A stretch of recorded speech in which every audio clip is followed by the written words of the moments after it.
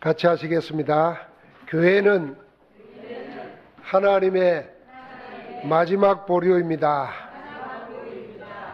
그렇습니다. 교회는 세상을 위한 하나님의 마지막 보류입니다.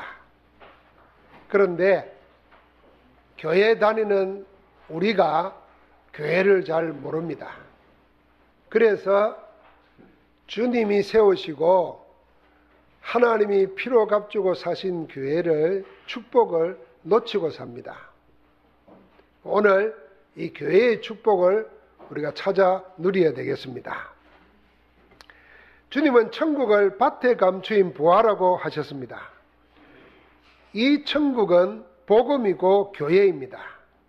하나님은 세상 한가운데에 복된 소식, 기쁜 소식으로 예수님을 그리스도로 보내주셨습니다. 그리스도이신 주님은 세상에 감추인 보화로 천국을 보여주는 교회를 세우셨습니다. 그래서 밭에 감추인 보화는 세상 속에 있는 교회를 말하는 것이고, 그 교회의 복음이 천국입니다. 천국이 밭에 감춰져 있듯이 교회는 세상 속에 감춰져 있습니다. 지금 세상이 보고 있는 교회는 주님이 말씀하시는 밭에 감추인 보화인 교회가 아닙니다. 막 세상에서 비판하고 조롱하고 비웃는 그런 교회는 주님이 밭에 감추인 보화라고 했던 교회가 아닙니다. 그냥 교회당일 뿐입니다. 진짜 교회는 하나님이 피로 값주고 사신 교회, 그리스도가 머리인 교회는 감춰져 있습니다. 아니, 무슨 말입니까? 교회당 이렇게 다 있는데 그게 왜 감춰져 있습니까? 그건 교회당이지 교회는 감춰져 있습니다. 감춰져 있다는 말은 찾지 않으면 알 수 없다는 뜻입니다. 찾아내지 않으면 교회의 비밀을 알 수 없습니다. 보이는 교회당만 보면 감춰진 보화인 교회를 알 수 없습니다. 하나님이 세상 속에 감춰놓은 교회의 비밀을 찾아 누려야 합니다. 제가 전에도 늘 이야기했잖아요. 제가 차를 운전한 지 30년이 넘어요. 그 정도 되니까 차를 잘 안다고 생각하잖아요. 여러분도 다 그럴까요? 내가 운전하고 다니니까 차 잘 안다고 생각하죠. 내가 핸들 돌리는 대로 가니까. 근데 고장이 딱 나니까 내가 하이로 집사하고 달라요. 고장나서 본네트를 딱 열었어요. 열었는데 내가 할 수 있는 게 아무것도 없어요. 내가 차를 알아요, 몰라요? 모르는 거예요. 차를 몰고 다니지만은 차를 몰라요. 마찬가지예요. 교회 다니는데 교회를 몰라. 그래서 교회 다니는 사람이 교회의 복을 놓쳐요. 그러니까 교회 다니면서 하나님이 모든 것을 교회에다 담아주셨는데 그걸 놓치고 교회에서 시험 들고 낙심하고 원망하고, 이 교회를 알아야 됩니다. 오늘 그런 응답이 있기를 주의 이름으로 축복합니다. 주님은 마태복음 18장 14절에서 이 작은 자 중 하나라도 잃는 것은 하늘에 계신 너희 아버지의 뜻이 아니니라 그랬습니다. 그리고 요한복음 6장 38절 39절에서는 주님이 하늘에서 내려온 것은 자기 뜻을 행하려 하심이 아니라고 그랬습니다. 그러면서 나를 보내신 이의 뜻을 행하려 왔다 그랬습니다. 그리고는 뭐라 그랬냐면은 나를 보내신 이의 뜻은 내게 주신 자 중에 내가 하나라도 잃어버리지 아니하고 마지막 날에 다시 살리는 이것이라 그랬습니다. 주님은 하나님 아버지의 뜻을 행하러 오셨습니다. 주님은 그 뜻을 다 이루셨습니다. 그래서 십자가의 마지막 말씀이 다 이루었답니다. 영어로 다 끝냈다는 말입니다. 그래서 우리는 예수 그리스도는 모든 문제의 해결자다. 다 끝난 것입니다. 아버지의 뜻을 다 이루신 예수 그리스도의 공로와 그 은혜로 우리가 하나님의 구원을 얻었습니다. 예수님이 그리스도이심을 믿어 구원받은 사람들이 모인 곳이 교회입니다. 주님은 그 구원받은 자를 하나도 잃어버리지 않게 하겠다 그랬습니다. 그 하나라도, 그 작은 자 하나라도 잃어버리지 않기 위해서 오늘 주님은 교회를 하나님의 마지막 보루로 말씀하고 계십니다. 그래서 교회는 이 세상을 구원하고자 하는 하나님의 마지막 보루입니다. 그 첫 번째는 하나님이 모든 것을 판단하시는 마지막 기준이 뭐냐면은 교회입니다. 오늘 예수님이 이런 말씀하셨어요. 만일 교회 안에 죄를 범한 자가 있다면은 그 사람을 어떻게 해야 하는지 구체적인 방법을 말씀하십니다. 왜냐하면 구원받은 사람을 하나라도 잃어버리지 않기 위해서 그러는 것입니다. 제일 먼저는 어떻게 하라 그랬냐면은 여러 사람에게 알리지 말고 당사자인 그 사람과만 상대해서 권고하라 그랬습니다. 1대1로 얘기하라는 겁니다. 왜 1대1로 하라고 그랬습니까? 그 사람을 진정으로 사랑하는 마음으로 하라는 것입니다. 그 사람을 죄의 그 영혼을 빼앗기지 않도록 하기 위해서 그 사람과만 상대해서 하라는 겁니다. 그래서 우리가 사람의 허물을 막 다른 사람에게 알리기 전에 그 사람과만 이야기해야 됩니다. 그래야 그 영혼을 사단에게 뺏기지 않는 것입니다. 자, 그런데도 그 말을 듣지 않거든. 그 다음에는 두 번째는 어떻게 하냐면은 두세 사람을 데리고 가서 정인으로 세우고 두세 사람의 정인으로 말마다 확정하게 하라 그랬습니다. 이 말은 어느 한 사람을 개인 감정으로 하지 말라는 것입니다. 개인 판단으로 하지 말고 두세 정인으로 하여금 같이 하게 하라는 겁니다. 자, 그렇게 했는데도 듣지 않거든. 마지막 방법으로 교회에 말하라 그랬습니다. 17절에 이랬죠. 만일 그들의 말도 듣지 않거든 교회에 말하고 교회의 말도 듣지 않거든 이방인과 세리같이 여기라 그랬습니다. 만일 정인의 말을 듣지 않거든 교회에게 말하고 교회의 말도 듣지 않거든 이방인과 세리와 같이 여기라는 말은 무슨 말이겠습니까? 이방인과 세리는 구원받지 못한 사람을 말합니다. 교회의 말을 안 듣거든 구원받지 못한 사람처럼 여기라는 겁니다. 여러분, 우리가 구원이 뭔지를 알면은 이 말을 들으면은 정말 부들부들 떨릴 정도로 무서운 말입니다. 어떻게 보면은 하나님의 자녀 아닌 것처럼 세상 말로 말하면 사람 취급도 하지 말라는 겁니다. 무슨 말을 안 듣거든? 혼자 찾아가서 당사자에게 말하고 또 안 듣거든 두세 정인 가서 말하고 내 개인 감정이 아니고 이게 하나님의 뜻이다. 그래도 안 듣거든 마지막으로 교회 말하는 거예요. 교회 말을 안 듣는다. 이방인과 세리같이 얘기를 하는 겁니다. 주님은 하나님의 자녀가 이 세상에서 무엇을 판단하는 마지막 방법으로 교회를 말한 겁니다. 세상에서 판단의 마지막 기준으로 교회를 말씀하신 겁니다. 자, 그렇다고 하면은 우리는, 여러분은 모든 일에 대한 판단의 기준을 뭘로 합니까? 사람들은 흔히 이렇게 말합니다. 사람은 동물하고 다르다. 그래서 사람들은 이성적인 존재라. 그렇게 말합니다. 그런데 사람들은 거의 대부분이 이성에 따른 합리적인 판단보다는 자기 감정이나 분위기에 따라서 뭘 판단하고 결정합니다. 아니면은 다른 사람들의 말이나 많은 무리의 말을 듣고 여론을 따라서 뭘 판단하고 결정합니다. 구원받은 하나님의 자녀는 달라야 됩니다. 우리는 무엇에 따라 선택하고 판단해야 됩니까? 주님은 교회의 판단에 따르라는 겁니다. 교회가 하나님의 판단의 마지막 기준입니다. 그런데 이때 교회는 교황이나 교권의 교회를 말하는 게 아닙니다. 교황이 말한 거나 교권이 결정해 놓은 것을 무조건 따르는 말이 아닙니다. 그래서 실제로 교황이나 교권은 이걸 이용하고 악용해가지고 사람들을 하나님의 뜻과는 반대되는 쪽으로 끌고 갑니다. 그래서 중세 때 교회의 결정, 교황의 결정 때문에 무수한 전쟁이 일어났어요.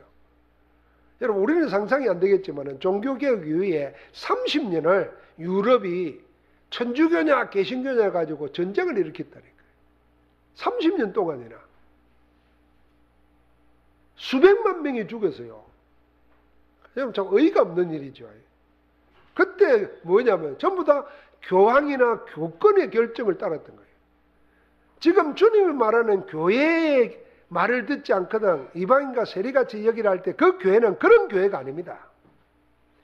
주님이 말하는 교회는 그리스도를 머리에 두고 한 몸을 이루고 있는 그리스도의 몸인 교회입니다.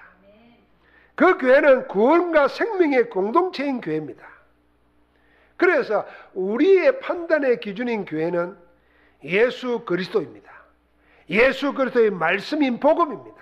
따라서 그리스도의 말씀, 복음으로 모든 걸 판단하라는 것입니다. 복음으로 모든 것을 판단해야 합니다. 우리의 모든 선택과 결정은 복음에 의하여 해야 되고 복음을 위한 결정되어야 됩니다.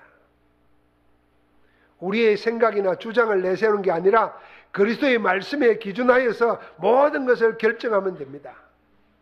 그게 복음에 의한 결정이 교회의 판단입니다.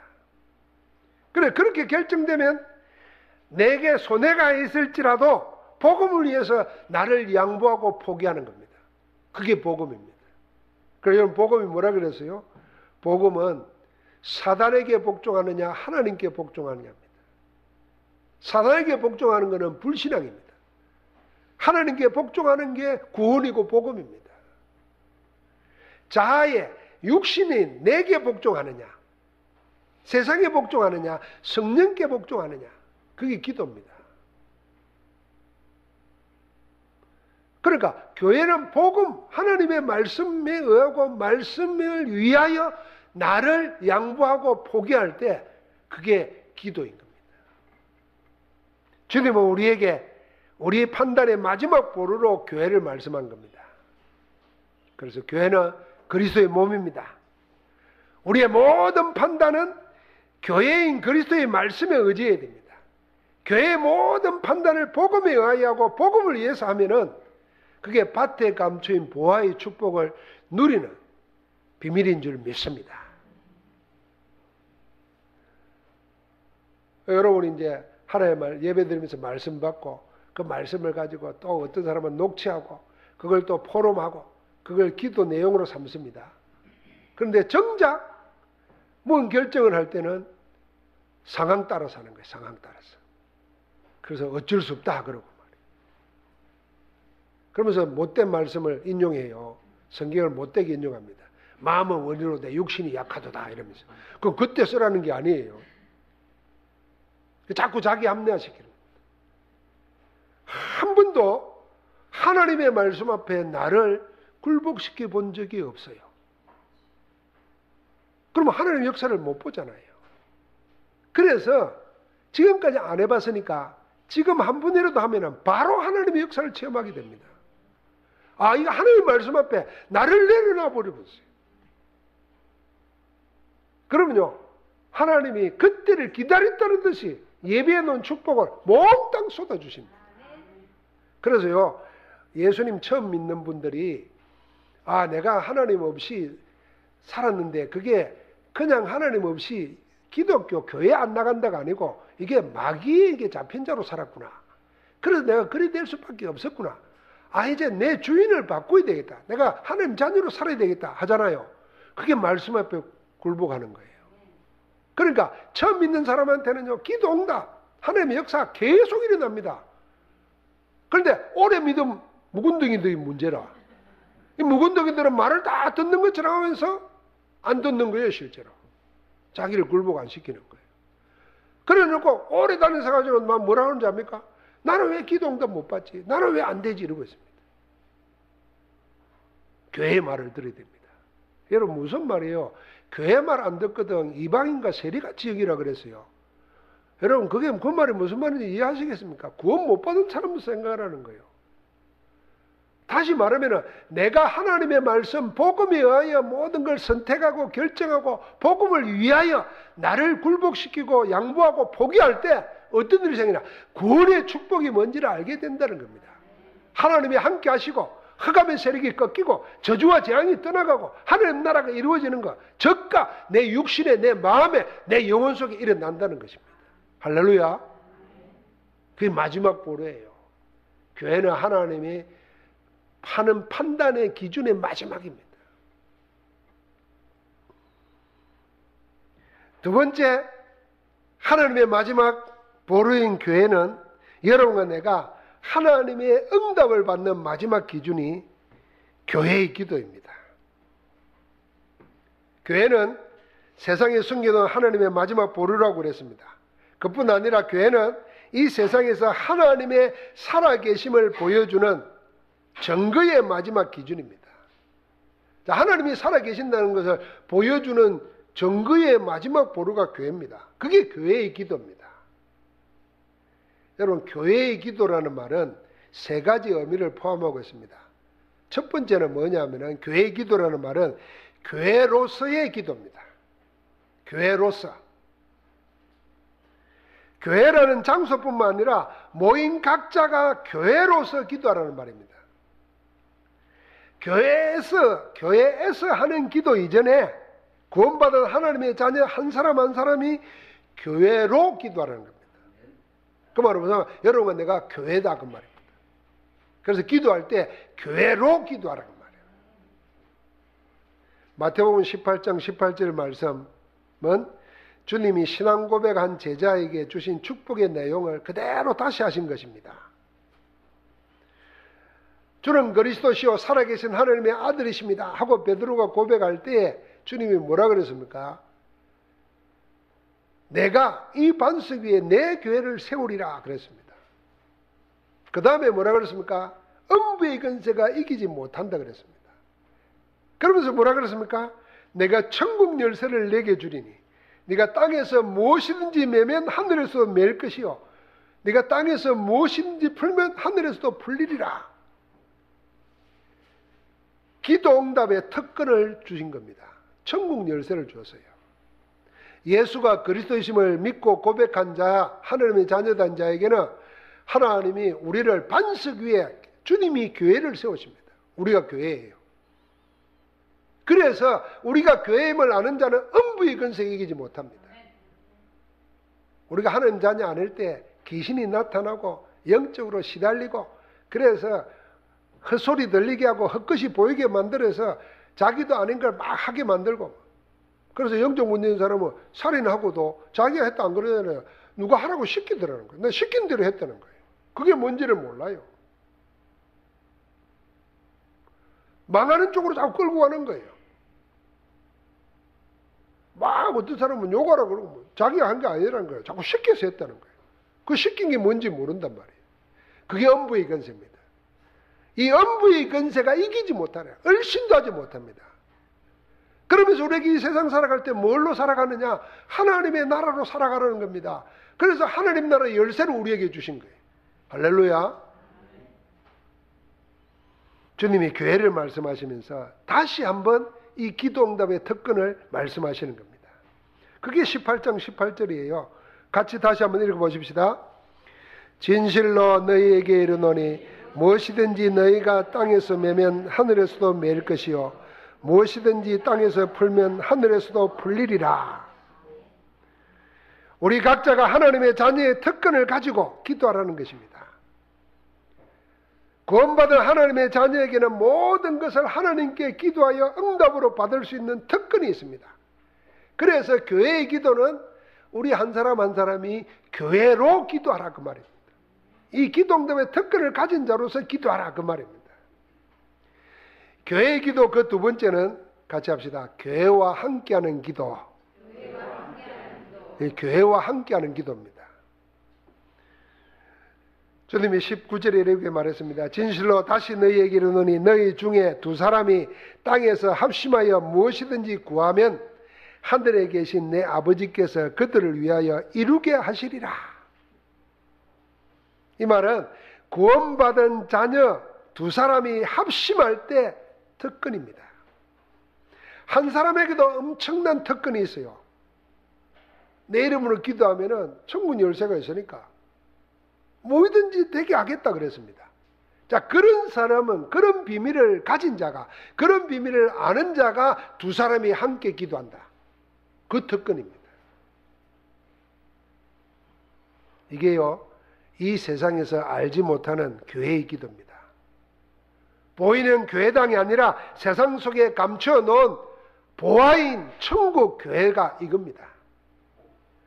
나에게 와 있는 그 특권, 그 누리고 있는 두 사람이 합심해서 마음이 아래돼서 기도할 때 어떤 일이 납니까? 그런 증거는 성경에 무수하게 많습니다. 그런데 세상은 이걸 알지 못합니다. 그래서 심지어는 교회에 있는 사람도 알지 못합니다. 그래서 기도하면 되나? 이런 소리 합니다. 말은 안 해도 속으로 그렇게 생각해요. 그래서 뭐 집중 새벽 기도를 한다, 찬양 기도회를 한다 그러면 안 옵니다. 그 시간에 만약에 말이죠, 암 수술을 한다 그러면 안 와도 돼요. 그 시간에 교통사고 나가지고 실려가서 혼수 상태다 그러면 안 와도 돼요. 텔레비 보고 앉아있으면서 안 온다니까. 회식하는 데 가가지고 있으면서 안 온다니까요. 그럼 아직 뭘 몰라요? 교회의 기도가 뭔지 모르는 거예요. 얼마나 이게 이 특권을 가진 자가 마음을 같이하여 기도할 때 어떤 일이 나냐 이걸 모르는 거예요. 그러니까 나 하나쯤 뭐 안 간다고 뭐 이렇게 생각하는 겁니다. 여러분 생각해 보십시오. 아무것도 가진 것이 없는 초대교회가 모든 걸 다 가지고 있는 유대인의 종교와 그 시대 헬라의 문명과 로마 제국의 칼을 이긴 비밀이 어디 있습니까? 기도의 특권을 아는 교회가 합심해서 하나 되어 기도할 때입니다. 그래서 사도행전 1장 14절에 마음을 같이하여 오로지 기도에 힘썼습니다. 그때 그 교회의 사도행전 2장에 성령의 역사가 일어났습니다. 그러니까 가난한 가운데도 사도의 가르침을 받고 떡을 떼며 서로 교제하면서 기도하기에 전혀 힘썼다 그랬습니다. 그랬더니 어떤 일이 생깁니까? 넉넉한 사람이 아무도 없는데도 경제 문제가 해결됐어요. 궁핍함이 사라졌다 그랬어요. 그러니까 핍박이 일어날 때도 뭐 했습니까? 모여 기도했습니다. 핍박이 일어나면 도망칠 텐데 모여서 기도했어요. 오늘 포항에서 영화 보시면서 저는 제일 감동받은 것 중에 하나가 몇 가지겠지만 그 중에 하나가 바울은 감옥에서 하나님의 나라 뜻이 이루어지도록 기도하고 누가는 다른 감옥에 바울을 도왔다는 이유로 다른 감옥에 잡혀가지고 감옥에 갇혀있는 성도들이 막 흔들리고 의심할 때 메시지를 하면서 같이 기도하고 브리스가 부부 집에 있는 모여있는 핍박을 피해서 모여있는 자들이 같이 기도해요. 이 세 군데의 기도가 하나로 다 연결돼요. 주님이 가르친 기도를 같이 해요. 저는 그걸 보면서요, 나 혼자 기도하는 것 같지만은요, 보이지 않는 가운데 이 그리스도의 비밀을 가진 데가 함께 기도할 때 일어나는 역사, 그걸 보여준다. 그 불신앙을 이기는 거예요. 담대하게 사는 거예요. 여러분, 내가 그 기도해야 됩니다. 그러니까 하나님이 어떤 일을 행하십니까? 세계를 향하여 핍박도 이길 뿐 아니라 전도가 더 확산되도록 합니다. 사도행전 12장에 보니까 어려움이 왔을 때 교회가 마음을 같이해서 중직자들이 밤을 새면서 기도합니다. 기도하는 그 시간에 하나님은 주의 천사를 베드로가 갇혀있는 감옥에 보내가지고 이끌어냅니다. 지난 좀 메시지에도 그게 나오잖아요. 성경 말씀에 그 어린아이 하나에게 천사가 있다 그랬어요. 천사가 하나님의 얼굴을 배운다 그랬어요. 기도할 때 하나님은 천사를 보내고 천군을 보내가지고 말씀을 이루시는 겁니다.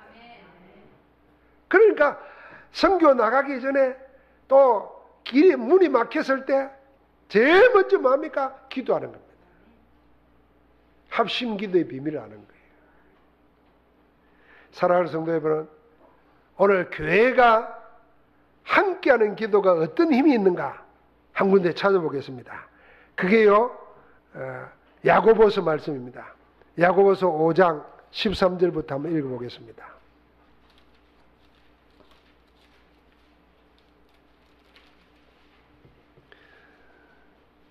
신약성경 426쪽에 있습니다. 야고보서 5장 13절부터 18절까지 같이 읽어보겠습니다. 너희 중에 고난당하는 자가 있느냐? 그는 기도할 것이요. 즐거워하는 자가 있느냐? 그는 찬송할지니라.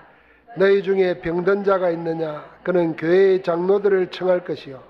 그들은 주의 이름으로 기름을 바르며 그를 위하여 기도할지니라. 믿음의 기도는 병든 자를 구원하리니 주께서 그를 일으키시리라.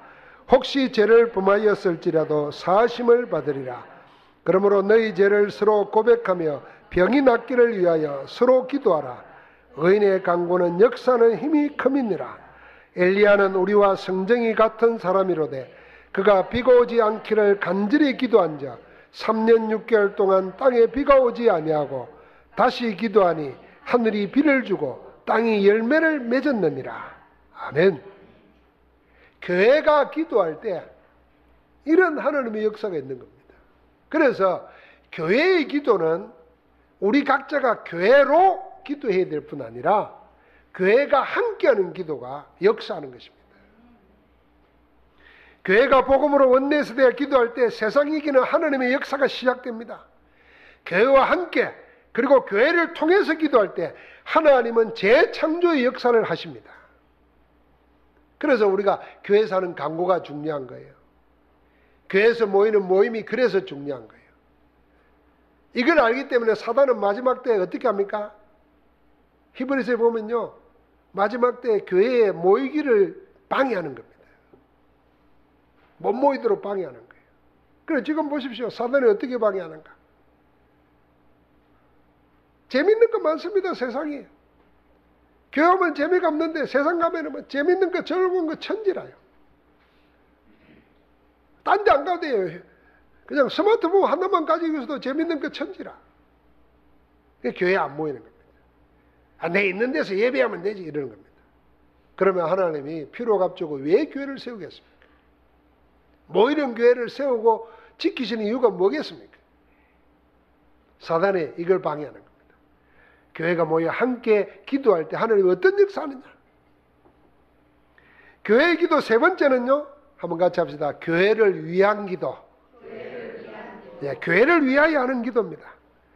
여러분, 교회가 뭔지를 아는 하나님의 자녀는 교회를 위하여 기도하지 않을 수가 없을 겁니다. 교회를 아는 사람은 교회를 위해서 기도하는 것이 하나님 나라를 이 땅에 이루는 것이고 주님의 몸된 나를 위한 기도라는 걸 알게 됩니다. 사실은 교회를 위해서 기도했는데 하나님 나라가 이 땅에 이루어지고 교회된 나를 위한 기도가 교회를 위하는 기도 속에 있습니다. 그래서 주님은 교회를 위하여 기도할 때 어떤 일을 합니까? 재창조의 역사를 하십니다. 반드시 그렇게 하십니다. 하나님께서 지금도 우리 가운데 능력으로 역사하고 계시면서 우리를 하여금 교회를 위한 기도하도록 우리를 모으십니다. 그래서 사도 바울은 자기가 교회에 보내는 서신을 쓸 때마다 앞부분에는 항상 교회를 생각하는 마음을 전달했습니다. 교회를 위해서 기도하는 것을 편지에 써 보냈어요. 어떤 때는 내가 너희 무리를 생각할 때마다 하나님께 감사한다 그랬고요. 쉬지 않고 기도한다 그랬습니다. 그러면서 서신서 마지막 부분에는 항상 교회와 함께 기도하기를 권고합니다. 기도를 부탁했어요. 그래서 전도자 바울은 교회가 하나 되어야 하는 기도의 능력을 알고 있었기 때문에 자기가 교회를 위해서 기도할 뿐 아니라 자기를 위해서도 교회가 기도해달라 부탁했습니다. 에베소 6장 18절 20절에 보니까 모든 기도와 간구를 하되 항상 성령 안에서 기도하고 이를 위하여 깨어 구하기를 항상 힘쓰라. 여러 성도를 위하여 구하라. 또 나를 위하여 구할 것은 내게 말씀을 주사 나로 입을 열어 복음의 비밀을 담대히 알리게 하옵소서 하라. 기도 내용까지 알려주었어요. 골로새서 4장 2절부터 4절에도 똑같은 기도를 교회에 부탁했습니다. 이번에는 뭐라 그러냐면 기도를 계속하고 기도에 감사함으로 깨어 있으라. 그러면서 또한 우리를 위하여 기도하되 하나님이 전도할 문을 우리에게 열어주사 그리스도의 비밀을 알게 하시기를 구하라 그랬습니다. 여러분, 우리가 세상 사는 법이 하나님의 자녀와 세상 사람들은 다릅니다. 또 달라야 하나님의 자녀입니다. 세상 사람들은 자기의 힘이 없으면 죽습니다. 자기 힘 가지고 있어도 누가 안 도와주면 길이 안 열립니다. 그래서 수단 방법 가리지 않고 온갖 걸 다 동원해도 될까 말까 한 것이 세상살이입니다. 아무리 애를 써도 안심이 안 됩니다. 그러나 하나님의 자녀는 자기 힘이 아니라 하나님이 주시는 힘으로 사는 겁니다. 같이 합시다. 하나님의 자녀는 하나님이 주시는 힘으로 산다. 하나님의 은혜로 주시는 것을 받아 사는 것이 하나님의 자녀가 세상 사는 길입니다. 그걸 보고 기도응답이라는 겁니다. 우리가 세상을 살면서 세상을 능가하고 결국에는 세상을 살리는 힘을 하나님은 우리에게 주실 줄 믿습니다. 그래서 하나님은 우리에게 그 은혜를 주시려고 우리를 보고 내 이름으로 기도하라 그렇게 말한 것입니다. 하나님은 우리로 세상을 이기며 살도록 하기 위해서 교회에다가 기도응답의 천국 열쇠를 맡기신 겁니다. 하나님의 응답의 마지막 보루는 교회의 기도입니다. 그래서 우리 한 사람 한 사람이 교회로서 기도해야 되고 우리가 마음을 같이하여서 교회와 함께하는 기도를 해야 되고 그러면서 교회를 위하는 기도가 있을 때 하나님의 재창조의 역사는 시작되는 겁니다. 나는 기도할 줄 모른다 생각하는 사람 있잖아요. 그래서 기도 안 하잖아요. 그게 큰일이라는 거예요. 축복도 안 놓치는 거예요. 더 정확히 말하면 기도도 안 해보고 왜 원망하고 불평합니까? 왜 안 된다고 합니까? 목사님 난 기도하는데요. 그 기도 같은 기도를 해야 돼요. 맨날 불신자처럼 하나님 자녀 아닌 것처럼 막 염려 근심이 가득 차가지고 해결해 주옵소서 안 해주면 큰일 납니다. 뭘 큰일이나. 그러기를 30년 돼도 안 죽고 살아있는데. 그러니까 기도 한번 점검해 봐야 돼요. 기도를 점검해 봐야 돼요. 교회로 기도하라 그 말이에요. 교회로 기도하라. 우리 렘넌트들 젊은이들은 기억해야 됩니다. 기도를 우습게 생각하는 사람들은 교회를 모르는 거예요. 그래서 교회로 기도하라 그 말이에요. 교회에서 함께하는 기도가 어떤 힘이 있는가 말이에요. 내가 다 이루리라 그랬어요. 그래서 교회를 위해서 기도하는데 그게 나를 위한 기도가 되는 거예요.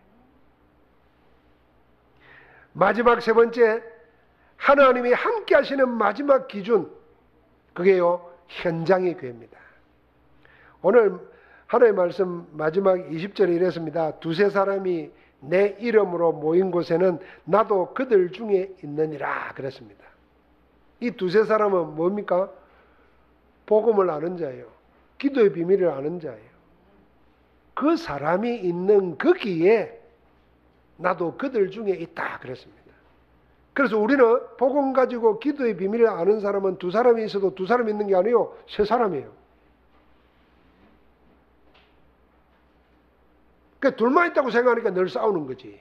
둘만 있다고 생각하니까 불신앙 포럼하는 거지.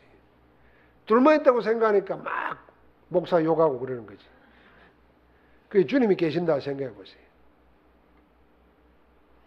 주님은 하나님의 자녀가 어디에 있든지 그리스도 이름으로 모이면 거기에 함께 하겠다고 약속하셨습니다. 그냥 함께 하는 것이 아니라 세상 끝날까지 항상 함께 하겠다고 약속하셨습니다. 두세 사람이 그리스도 이름으로 모인 곳, 그곳이 어디든지 거기가 주님의 교회입니다. 거기가 하나님이 역사하시는, 하나님이 함께 하시는 현장입니다. 주님은 제자들을 둘씩 짝지어서 전도하러 내보내면서 하신 말씀이 마태복음 10장에 나오지 않습니까?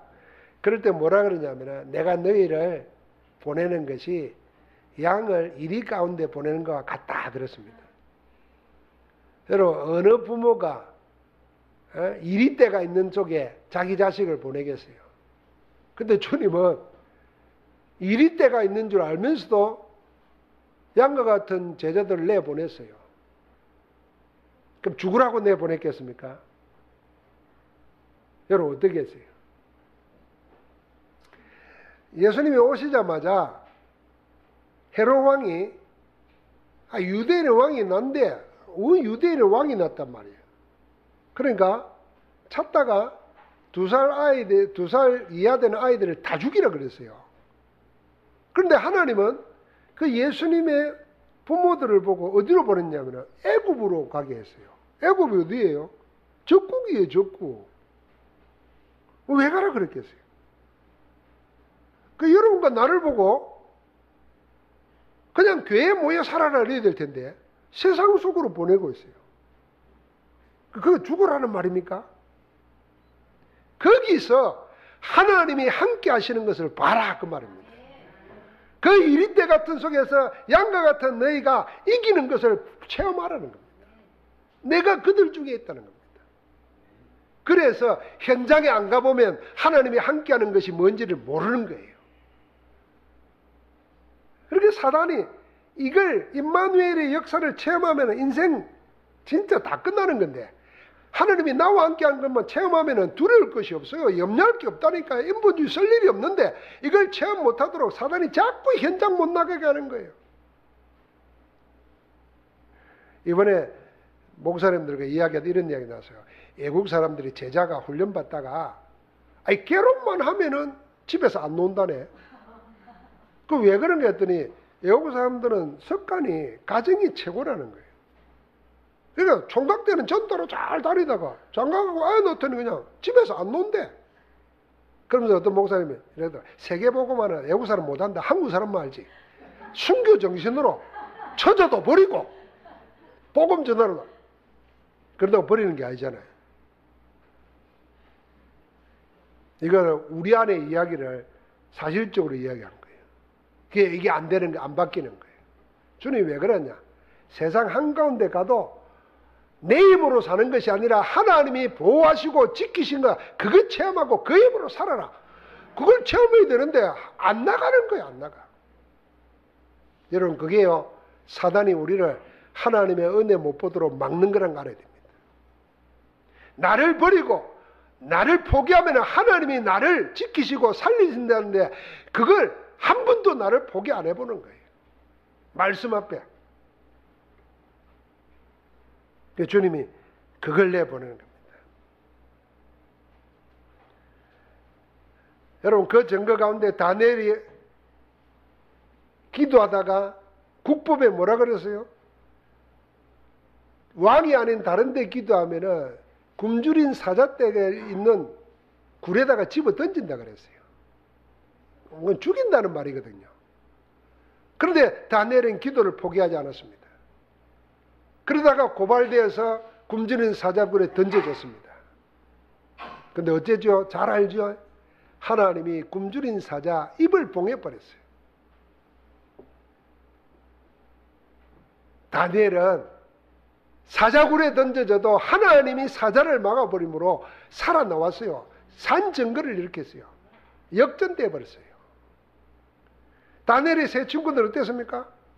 우상에게 절하면은 풀무불을 7배로 달고 가지고 던져 불살아 버린다 그랬어요. 그럴 때 절하지 않았어요. 그러면서 뭐냐면 하나님이 우리를 지키실 겁니다. 그러나 그리 아니하실지라도 안 지켜줘도 우리는 우상에 절하지 않겠습니다. 내가 응답 못 받아서 하나님 나를 안 지켜줘서 내가 사라져도 나는 우상에 절하지 않겠습니다. 그래가 던져 이어버렸어요. 그런데 어떻게 됐어요? 머리털 하나 상하지 않았어요. 밖에 사람들이 보니까 인자 같은 이가 그 세 친구가 있는데 그들과 함께 있다 그랬어요. 아니 우리가 3명을 던지지 않냐? 그런데 왜 4명이냐? 이랬어요. 하나님 보호하시는 거예요. 여러분 세상 두려워하지 말아야 됩니다. 그래서 우리의 마지막 기준이 뭐냐면 현장 속에 가면은 하나님이 나와 함께하는 것을 사실적으로 체험한다. 그게 교회입니다. 주님은 세상 현장에 우리와 함께 하시기 위하여 그리스도 이름으로 모이라고 하는 겁니다. 거기에 함께 하셨다고 하셨습니다. 나도 그들 중에 있다고 하셨습니다. 하나님이 함께 하시는 현장의 역사, 그걸 보고 누리기를 주의 이름으로 축복합니다. 이제 우리 모두가 이런 마음 가져야 합니다. 두세 사람이 그리스도 이름으로 모이는 현장을 만드시기 바랍니다. 한번 같이 합시다.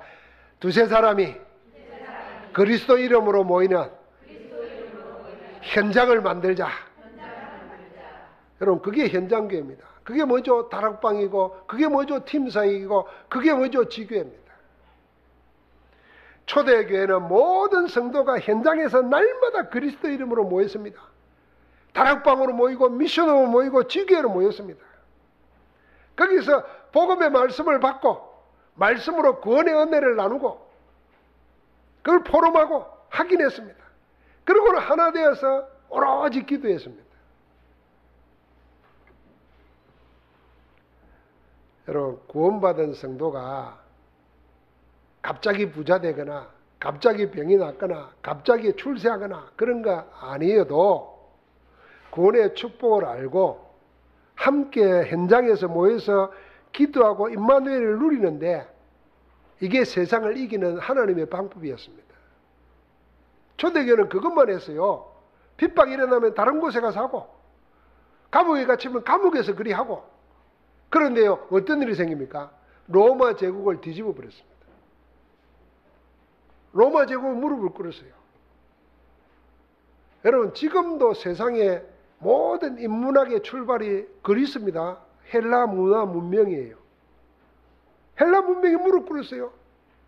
그게 서구의 역사 아닙니까? 유대인의 종교 생각해 보세요. 유대교.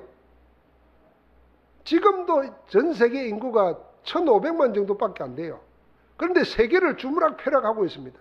그 유대교의 종교가 무릎 꿇었다니까요. 뭐 했는데? 복음 가지고 구원받은 초대교회가 그냥 현장에서 그리스도 이름으로 모여가지고 복음 나누고 그거 가지고 함께 기도하고, 불신앙 안 했다니까요. 기도하고 하나님 나라를 기다렸는데 이런 역사가 일어난 거예요. 이게 세상을 이기는 방법입니다. 그걸 회복하는 것이 다락방 전도운동이에요. 오늘 우리 호은이가 친구 데리고 오면서 케이크를 탁 만들어 왔어요. 어제 얘기 들으니까 호은이가 어젯밤에 친구를 보우를 초대해가지고 복음을 전하고 영접을 시켰대요.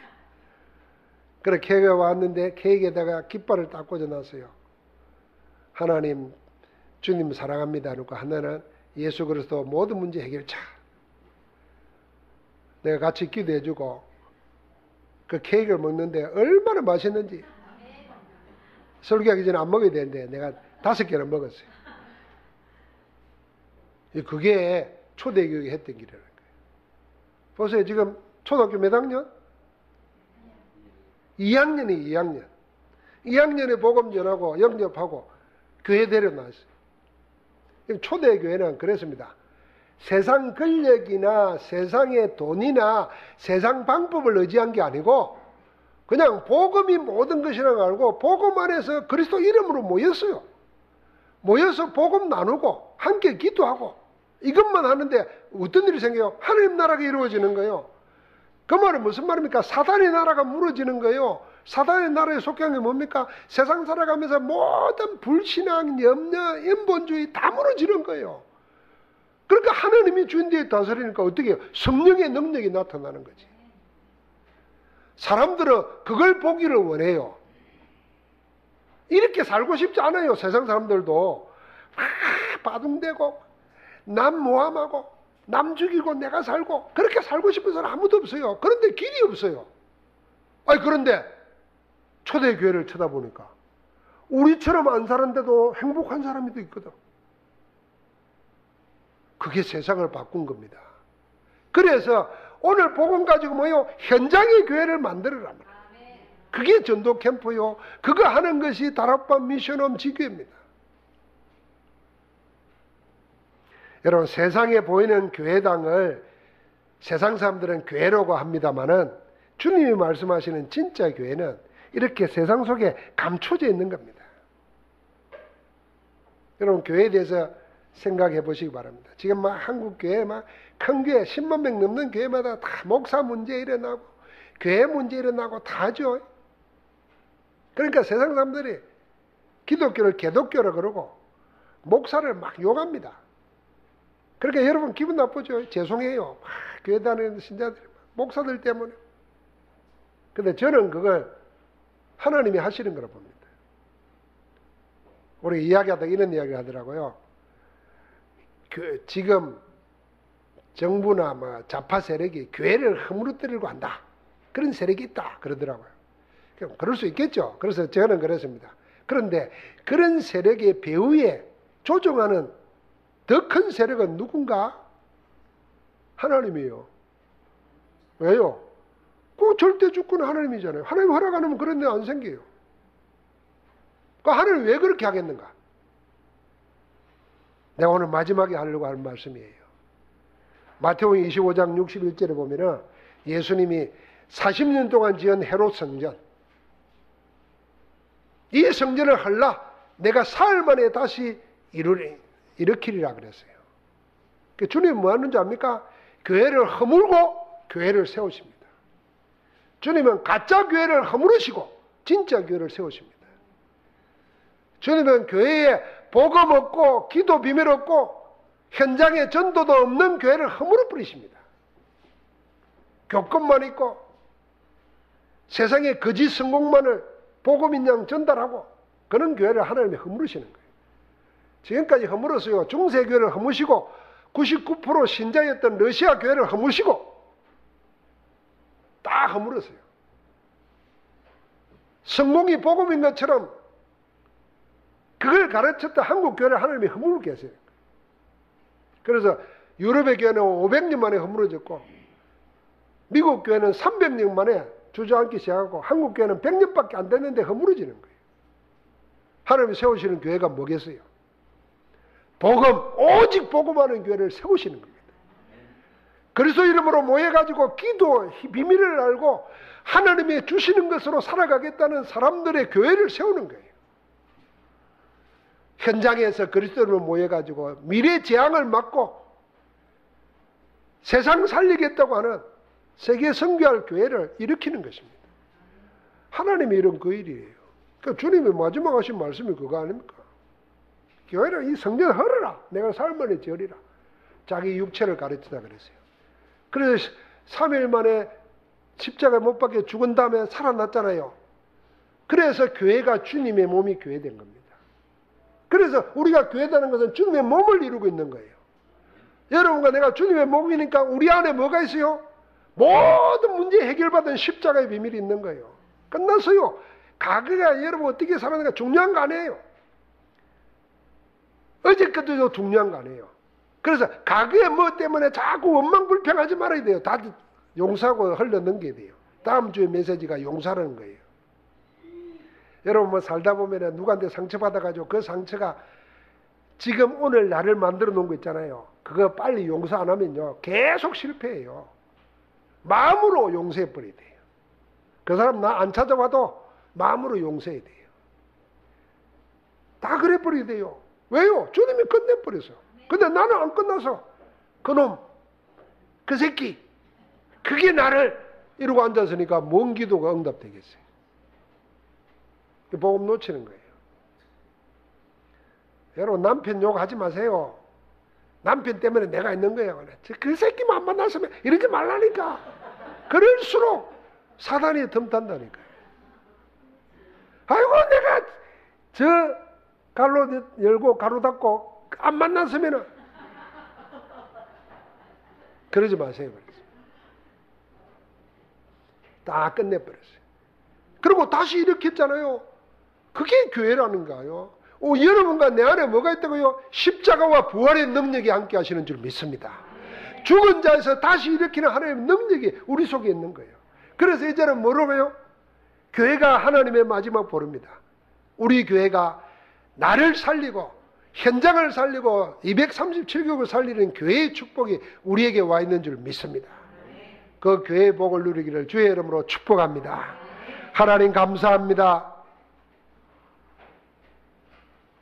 예수 그리스도께서 세우신 교회 안에 내가 있음을 알게 하심을 감사합니다.